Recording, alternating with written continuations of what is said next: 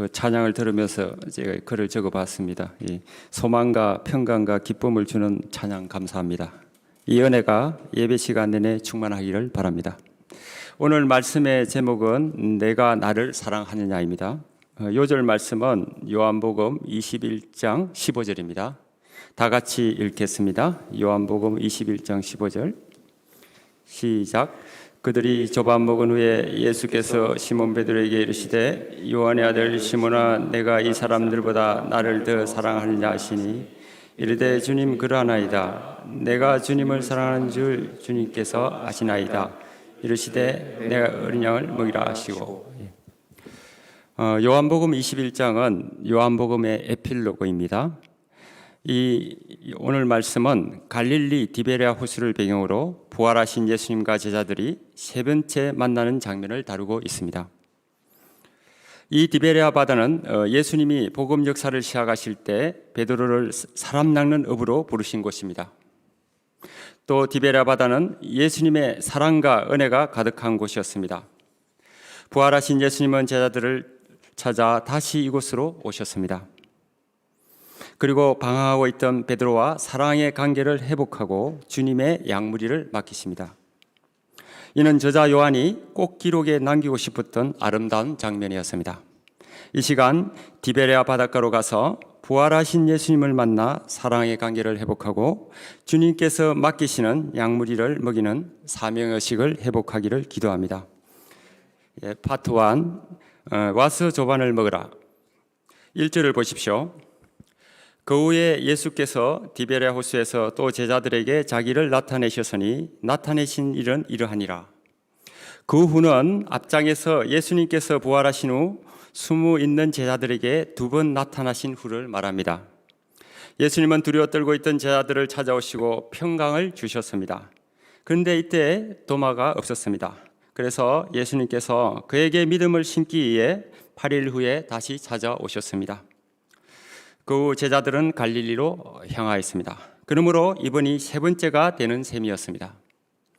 그러면 예수님이 그들을 다시 만나기 전까지 그들은 무엇을 하고 있었습니까? 2절을 보십시오. 시몬 베드로와 디도모라 하는 도마와 갈릴리 가나 사람 나다나엘과 세베대의 아들들과 또 다른 제자 둘이 함께 있더니 베드로와 도마, 나다나엘, 야고보, 요한 그리고 다른 제자 둘이 함께 있었습니다. 그들은 갈릴리에서 다시 예수님을 기다리고 있었으나 아직 구체적인 삶의 방향을 잡지 못하였습니다. 현재 그들은 세상의 차가운 현실에 부딪히고 있었습니다. 그러므로 그들은 먹고 살기 위한 길을 찾아야 했습니다. 이때 베드로가 말하였습니다. 나는 물고기나 잡으러 가야겠네. 그러자 다른 제자들도 함께 가겠다고 따라 나섰습니다. 그러나 그들은 나가서 배에 올랐으나 그 밤에 아무것도 잡지 못하였습니다. 사실 이런 실패는 이번이 처음이 아니었습니다.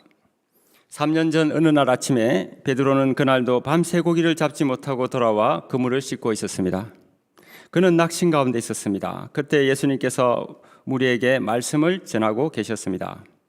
예수님의 낭랑한 음성이 호숫가에 울려 퍼졌지만 베드로의 귀에는 들리지 않았습니다. 그는 자신의 삶에 지쳐 있었습니다. 이때 예수님은 베드로에게 다가와 말씀하셨습니다. 깊은 데로 가서 그물을 내려 고기를 잡으라. 베드로는 잘 이해가 되지 않았지만 하신 말씀대로 그물을 내렸습니다. 그러자 고기가 너무 많이 잡혀 그물이 찢어질 정도였습니다. 예수님의 제자가 되기 전 베드로는 평범한 업으로 열심히 일하며 살았습니다. 물고기가 많이 잡히는 날에는 기뻤고 그러지 못한 날에는 시무룩하였습니다. 그런데 언젠가부터 이 삶이 깝깝해졌습니다. 전혀 앞이 보이지 않는 삶이었습니다. 그러나 그가 이 고기를 많이 잡는 사건을 통해 예수님의 능력을 체험했을 때 예수님 안에서 꿈을 갖게 되었습니다. 그는 이 꿈 때문에 모든 것을 버려두고 예수님을 쫓았습니다. 그러나 예수님이 십자가에 돌아가시자 그의 꿈은 산산조각이 나고 갈릴리 바다 물거품같이 사라지게 되었습니다. 게다가 예수님을 3번 부인한 것 때문에 자신에 대해 절망하였습니다. 그는 자신이 주님을 배반할 것이라고는 한 번도 생각지 못하였습니다.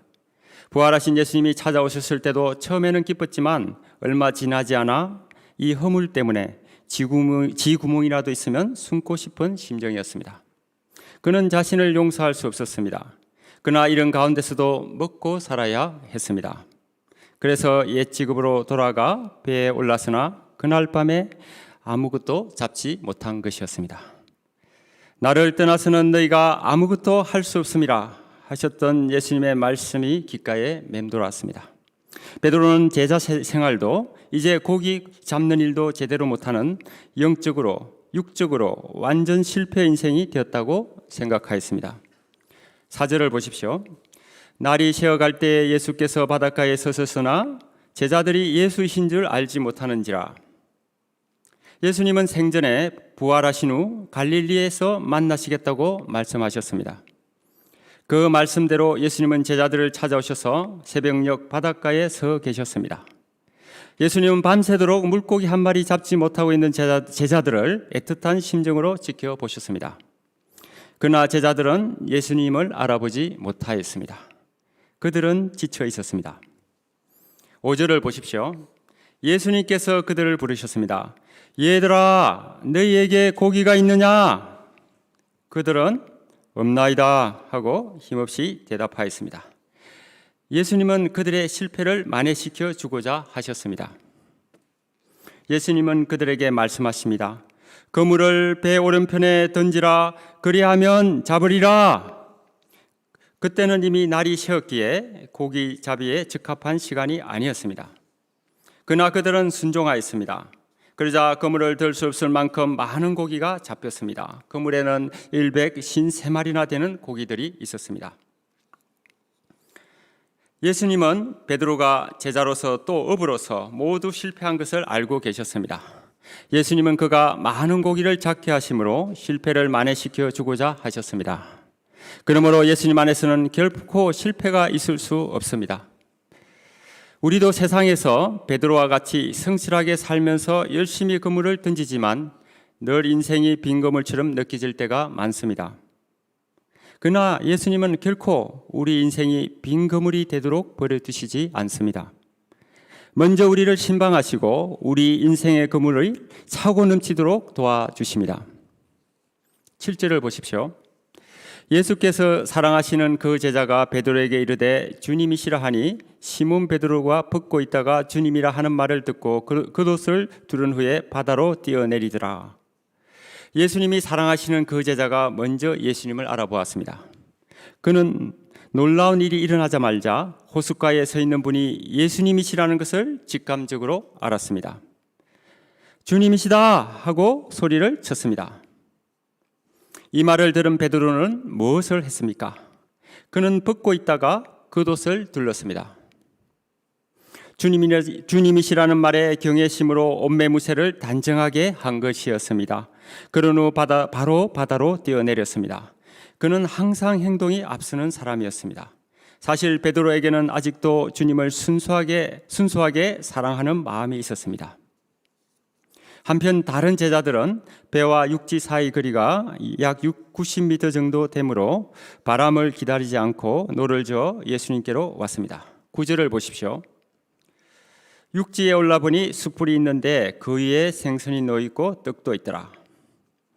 제자들은 밤새 그물을 내렸으므로 너무 지치고 배가 고팠습니다. 그런데 육지에 올라보니 숯불이 있고 그 위에 생선과 떡이 놓여 있었습니다. 맛있는 생선 굽는 냄새가 온통 가득하였습니다. 노릇노릇 구워진 떡이 침샘을 자극하였습니다. 이 조반을 준비하신 예수님의 마음은 어땠을까요? 예수님은 밤새 지친 제자들을 웃음 먹이고자 하시는 부모의 마음이셨습니다. 그리고 그들 마음에 깊은 상처가 회복되기를 원하셨습니다. 그러므로 예수님은 음식을 손수 마련하시고 친히 사랑을 드러내셨습니다. 12절, 13절을 다 같이 읽겠습니다. 시작. 예수께서 이르시되 와서 조반을 먹으라 하시니 제자들이 주님이신 줄 아는 그로 당신이 누구냐 감히 묻는 자가 없더라. 예수께서 가셔서 떡을 가져다가 그들에게 주시고 생선도 그와 같이 하시니라. 예수님은 제자들에게 와서 조반을 먹으라고 하셨습니다. 이전과 같으면 시끌벅적하게 음식을 먹었을 것입니다. 그런데 오늘 제자들은 아무 말이 없었습니다. 항상 먼저 나서는 베드로가 무슨 말이라도 할 법한데 잠잠하였습니다. 그는 면목이 없었습니다. 빨갛게 피오르는 숯불을 보면서 대제사장 집에서 자신이 한 일을 생각했는지 모릅니다. 입이 100개라도 할 말이 없었습니다. 베드로는 대제사장 집 숯불 옆에서 주님께 대한 첫사랑을 잃어버렸습니다. 그런데 예수님은 바로 그 숯불 옆에서 첫사랑을 회복시키고자 도와주십니다. 예수님은 이런 제자들에게 손수떡을 가져다 주시고 생선도 다정하게 나누어 주십니다. 말은 없지만 제자들은 예수님의 변함없는 사랑을 진하게 느끼고 있었습니다. 생선과 떡을 먹고 있었지만 실상은 그 안에 담긴 예수님의 사랑을 먹고 있었습니다. 이 사랑은 제자들 마음속에 앙금처럼 남아있던 상처들을 점점 녹아내리게 하였습니다. 가슴을 깍재던 답답함이 풀리고 정말 오랜만에 자유함이 베드로에게 찾아왔습니다. 베드로는 이 순간을 영원히 잊을 수 없었습니다.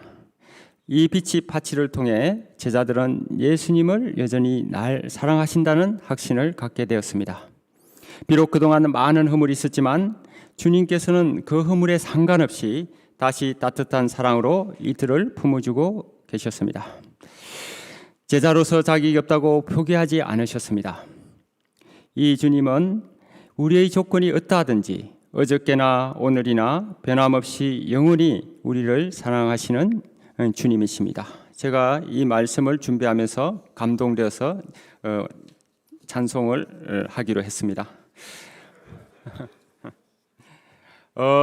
어저께나 오늘이나 아무 때든지 영원토록 변함없는 거룩한 말씀 믿고 순종하는 이의 생명 되시며 한량없이 아름답고 기쁜 일일세 어저께나 오늘이나 영원 무궁히 한결같은 주 예수께 찬양합니다. 세상 지나고 변할지라도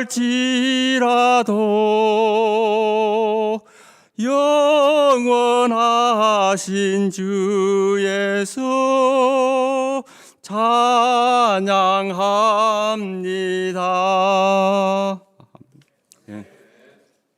파트 2 내 양을 먹이라 15절을 다 같이 읽어보겠습니다. 15절을 읽겠습니다. 시작.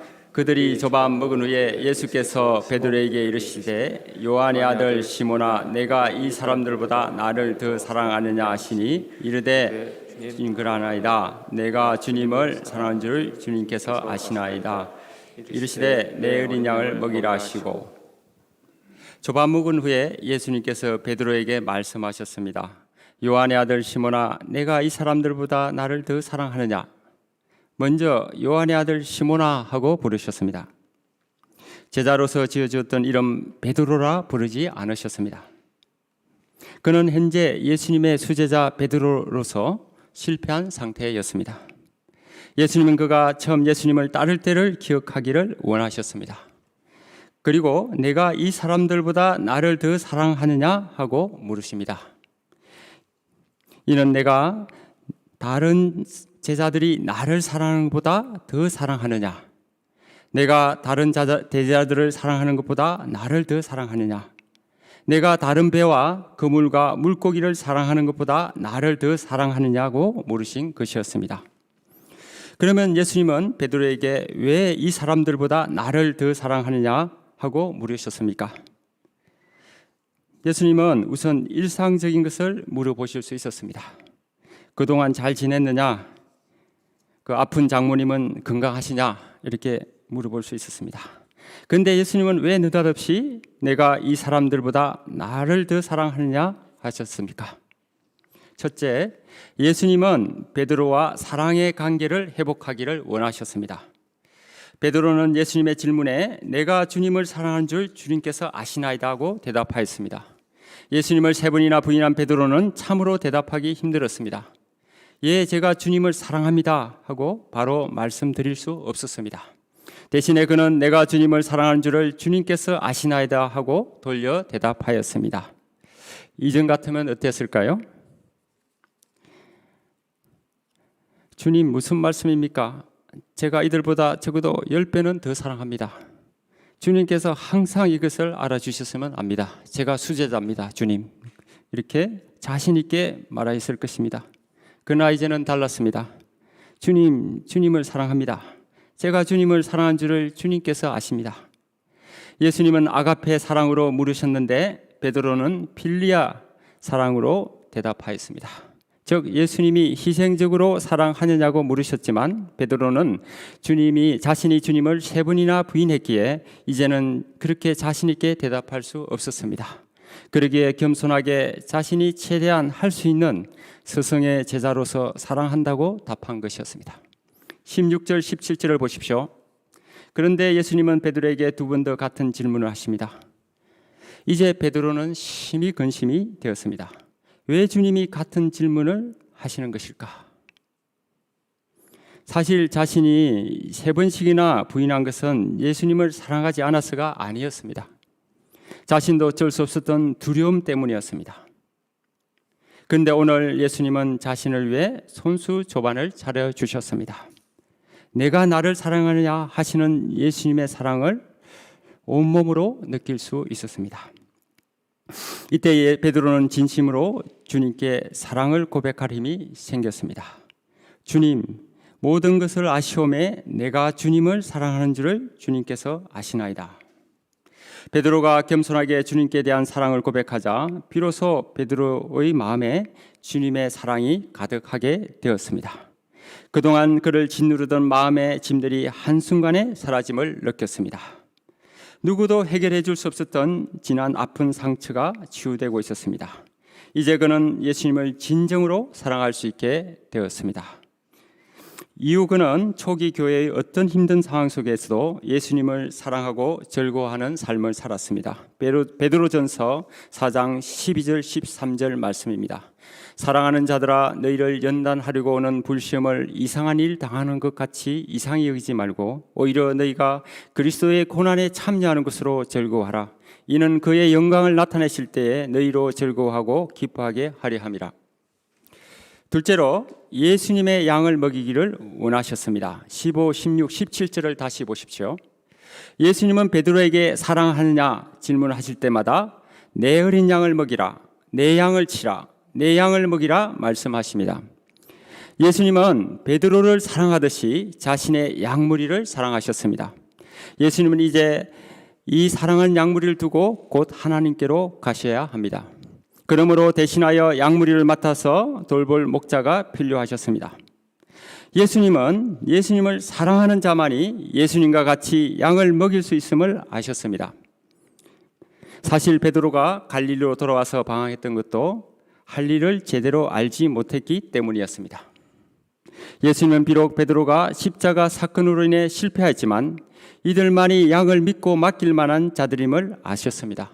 왜냐하면 그들에게 예수님의 말씀이 있었고 지난 3년간 예수님과 동고동락하며 예수님을 배웠기 때문이었습니다. 그러므로 예수님은 그의 어린 양을 이들에게 간곡하게 부탁하고 맡기신 것이었습니다. 우리는 주님께로부터 목숨까지 희생하시는 절대적인 사랑을 받았습니다. 우리는 이 사랑을 영접한 자들입니다. 우리가 주님께 대한 사랑을 표현하는 방법은 주님이 부탁하신 양들을 먹이는 것입니다. 우리도 베드로와 같이 자주 실패를 합니다. 그러나 절망할 필요가 없습니다. 우리에게는 그때마다 주님께서 회복시켜 주시고 일으켜 세워 주시기 때문입니다. 우리에게 그동안 받은 주님의 말씀이 있고 또 성령님을 통해 말씀을 가르칠 지혜와 능력을 주십니다. 1921년 스웨덴의 데이비드 플러드 선교사는 아내 서베와 함께 아프리카 콩고로 떠났습니다. 그러나 그들을 기다리고 있는 것은 굶주림과 질병, 적대적인 원주민들이었습니다.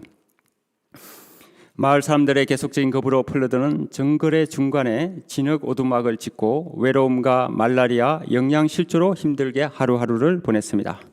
아내 서베아 선교사는 말라리아에 걸려 몇 달 동안 열에 시달렸지만 일주일에 한 번씩 과일을 팔러 오는 마을의 한 어린 소년에게 성경을 가르쳤습니다.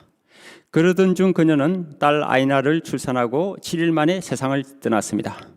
매우 지쳐 있었던 플러드는 아내가 소천하자 크게 절망을 하였습니다. 그는 아내를 사느리에 물은 후 딸은 현지 선교본부에 맡기고 스웨덴으로 돌아갔습니다. 그리고 주님을 위해 순교까지 각오했던 믿음도 버렸습니다. 그 후 술로 인생을 탕진하였습니다. 그가 73세가 되었을 때 딸을 40년 만에 만나게 되었는데 딸로부터 놀라운 소식을 들었습니다. 아버지를 만나기 위해 오던 중 런던의 한 집회에서 흑인 목사를 만났는데 그 목사가 바로 아버지와 어머니가 가르친 콩고 소년이었다는 것이었습니다. 그리고 그 소년이 성장하여 온 마을 전체를 주님께 인도하여 600명이나 되는 주민들이 믿음을 갖게 되었다는 것이었습니다. 그러면서 딸은 말하였습니다. 주님께서 나를 키워주셨고 주님께서 그 마을을 변화시켜 주셨습니다. 아버지의 헌신과 어머니의 죽음은 헛된 것이 아니었습니다. 주님은 지금도 아버지를 사랑하십니다. 그날 플러드는 눈물로 회개하였습니다. 그리고 몇 주 세상을 떠났습니다. 1989년 저와 순영 동역자는 결혼과 함께 한참 개척 중인 가운데로 갔습니다. 당시 반지하에 살 정도로 가난하였지만 양들을 위해 최선을 다했습니다. 몸은 피곤하고 가족들을 위한 사적인 시간을 거의 낼 수 없었지만 순수한 가운데생들로 인한 기쁨으로 잘 감당할 수 있었습니다. 가운데생들이 성장하여 위대한 목자가 되고 저는 주님께로부터 잘하였도다, 착하고 충성된 종아 하고 칭찬을 받는 꿈을 붙들고 살았습니다. 그런데 약 10년이 지났을 때 센터 개편으로 저희 가정은 경성센터로 돌아오게 되었습니다. 이곳은 저의 영적 고향이었습니다. 모든 것이 익숙하고 이전 동역자들이 반가웠습니다. 그때 경희의대 교수가 되게 하심으로 비로소 생활의 안정도 찾게 되었습니다. 그러나 병원의 주니어 스텝으로 너무 바빠 센터에서는 주어진 일만 하였습니다. 그리고 그와 함께 선배 교수와의 갈등으로 이후 10년 이상 마음고생을 하였습니다. 저는 양도 잘 치고 직장에서도 잘하고 싶었지만 잘 되지 않았습니다. 그러던 중 2014년 11월 마지막 주 주일 강구 시간에 스제임스 목자님께서 새벽 기도를 하자고 권면하셨습니다. 그 주부터 저는 갈급한 심정으로 새벽 기도를 시작하였습니다. 그것은 성령께서 도와주신 역사였습니다. 찬송가 303장이 늘 저희 마음속에 있었습니다. 제가 303장을 또 부르겠습니다. 날 위하여 십자가에 중한 고통 받으사 대신 죽은 주 예수의 사랑하신 은혜여 보배로운 피를 흘려 영영 죽을 죄에서 구속함을 받은 우리 어찌 찬양 안 할까. 주님은 저에게 너 왜 그러고 있느냐 하고 묻지 않으셨습니다. 대신에 내가 너를 사랑한다는 음성을 들려주셨습니다. 그래서 저의 패스워드가 God is love 점점점으로 되었습니다. 실제로 사용하고 있습니다.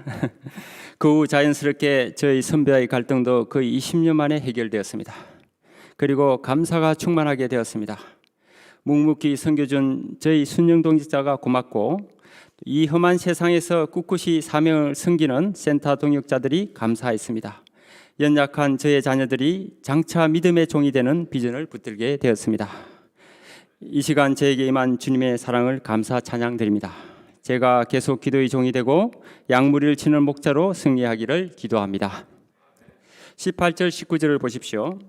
예수님은 베드로의 장래에 대한 예언을 하십니다. 베드로는 젊어서 스스로 띠뛰고 원하는 곳으로 다닐 것이지만 늙으면 그 팔을 벌리고 남이 띠뛰어 원치 않는 곳으로 데려갈 것입니다. 이는 그가 양들을 위해 희생하게 될 것을 말합니다. 목자는 양들을 섬기느라 놀고 싶어도 놀지 못하고 가고 싶은 곳도 가지 못합니다. 자녀들과 함께 할 시간을 양보합니다. 결국 양들을 위하여 자기가 누릴 수 있는 자유를 내려놓고 종노릇을 하는 것입니다. 그런 삶의 끝은 양들을 위해서 목숨을 버리는 것입니다. 초기 기독교 문헌에 따르면 박해를 피해 로마를 떠나던 베드로가 길가에서 예수님을 만났습니다. 예수님은 베드로와는 반대로 로마로 바삐 들어가고 계셨습니다. 베드로는 예수님께 주여 어디로 가시나이까? 이 그 유명한 쿠바디스 도미네 이렇게 물었습니다. 그러자 예수님께서 나의 어린 양들이 로마에서 날 찾고 있노라.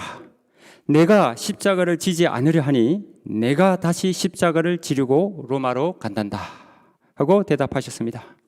베드로는 그 말씀을 듣고 회개하고 다시 로마로 들어갔습니다. 그리고 복음을 전하다가 붙잡혀 거꾸로 십자가에 못 박혀 순교를 당하였습니다. 19절 후반부를 보십시오. 이 말씀을 하시고 베드로에게 이르시되 나를 따르라. 예수님은 베드로에게 결단을 요구하셨습니다. 양들을 위해 목숨을 버리는 선한 목자가 될 것을 명하신 것입니다. 베드로는 예수님의 이 부르심을 영접하고 예수님을 따라 나셨습니다. 그런데 뒤를 돌아보니 예수님의 사랑하시는 제자 요한이 뒤따라오고 있었습니다. 베드로는 요한의 장래에 대해서 궁금하였습니다. 그래서 이 사람은 어떻게 되겠냐고 물었습니다. 그러자 예수님은 어떻게 대답하십니까? 22절을 보십시오. 예수께서 이르시되 내가 올 때까지 그를 머무게 하고자 할지라도 내게 무슨 상관이냐? 너는 나를 따르라 하시더라. 주님께서 재림하실 때까지 요한이 안 죽고 살아있게 하더라도 너하고는 상관이 없는 일이라 하십니다. 다른 사람과 비교하지 말고 너는 나를 따르라는 말씀입니다. 예수님의 부르심은 개별적인 것입니다. 베드로는 다만 자기의 사명에 충실하기만 하면 됩니다. 베드로는 이 말씀을 명심하고 새롭게 목자 생활을 출발하였습니다. 24절 25절 보십시오. 이상의 일들을 증언하고 기록한 제자는 바로 요한이었습니다. 요한과 복음서를 쓸 때 함께한 성도들은 요한의 증언과 기록이 참되다고 보정하고 있습니다. 예수님께서 행하신 일이 너무 많으므로 요한복음에서는 목적에 따라 선별적으로 기록을 담았다고 알리며 요한복음 말씀을 맺습니다. 결론적으로 예수님은 우리에게 물으십니다. 종아야, 내가 나를 사랑하느냐? 예, 주님, 제가 주님을 사랑합니다. 다 같이 자기 이름을 넣어보겠습니다. 누구냐? 내가 나를 사랑하느냐? 예, 주님을 사랑합니다. 누구야? 내가 나를 사랑하느냐? 예, 주님을 사랑합니다. 같이 한번 해보겠습니다. 시작. 종아야, 내가 나를 사랑하느냐? 예, 주님, 제가 주님을 사랑합니다. 우리가 예수님을 사랑함으로 주님의 양을 먹이는 목자의 삶을 살 수 있기를 기도합니다. 기도하시겠습니다.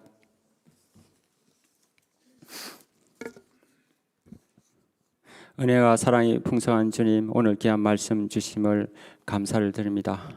참 저희가 어떤 모양인지 사랑하심을 감사합니다. 저희가 이 주님의 사랑을 붙들고 늘 주님을 사랑하고 주님이 주신 양을 잘 섬길 수 있기를 기도합니다. 말씀 주셔서 감사합니다. 모든 말씀 예수님의 이름으로 기도합니다. 아멘.